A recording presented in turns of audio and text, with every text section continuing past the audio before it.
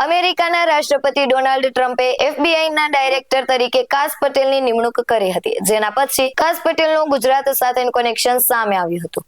કાસ પટેલ મૂળ આણંદ જિલ્લાના ભાદરણ ગામના પાટીદાર સમાજના છે. તેમના દાદા 70 વર્ષ પહેલા પાટીદાર પરિવારને યુગાન્ડા શિફ્ટ કર્યો હતો અને હવે ભારત પરત આવીને પછી કેનેડા અને પછી અમેરિકામાં સ્થાયી થયા હતા. ભાદરણના ગામજનોએ પણ કાસ પટેલની એફબીઆઈના ડાયરેક્ટર તરીકે નિમણૂક કરવા પર ગૌરવ અનુભવ્યું હતું. એ મૂળ ભાદરણના વતની છે.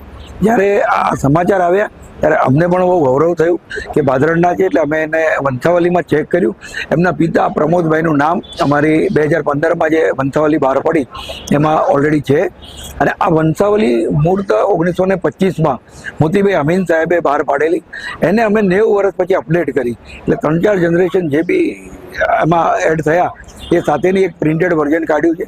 લગભગ 6 ગામના બધા જ કુટુંબની એમાં એન્ટ્રી છે. 3.5 કિલો વજનની વંથાવલી.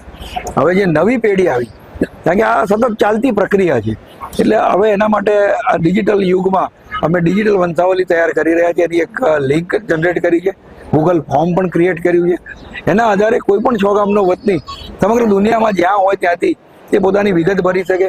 એથી વિશેષ વાત કરું તો એમાં અમે દીકરીને પણ એન્ટ્રી આપી છે. ચરોતરની ભૂમિનું ભાદરણ ગામ, એમાં હાલમાં અમેરિકા મુકામે ભાદરણ ગામના પટેલ કશ્યપ પટેલ, કાસ પટેલ ઉર્ફે તેમનું આ વતનનું ગામ.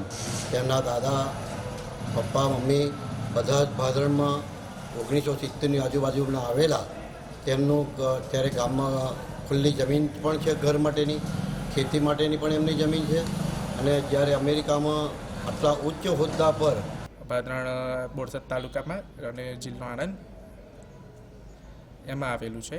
અને આ જે જગ્યા જે આપણે ઊભા છે એ કાસ પટેલ એના પૂર્વજો એટલે એમના દાદા લોકો અહીંયા પહેલાં રહેતા હતા, જે આફ્રિકાથી આવ્યા હતા.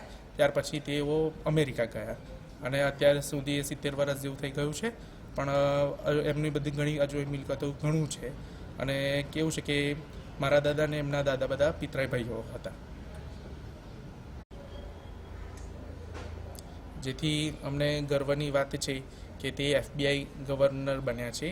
અને માટે હું અને મારા પરિવાર તથા અન્ય ગામજનો ખૂબ જ શુભેચ્છા પાઠવીએ છીએ કે આ ટ્રમ્પ સરકારમાં તેમનું જે પદ છે તે ઘણું ઊંચું છે, એટલે માટે તેમને તો BSI ટીવી ન્યૂઝ સાથે જિગ્નેશ સોલંકી, આણંદ.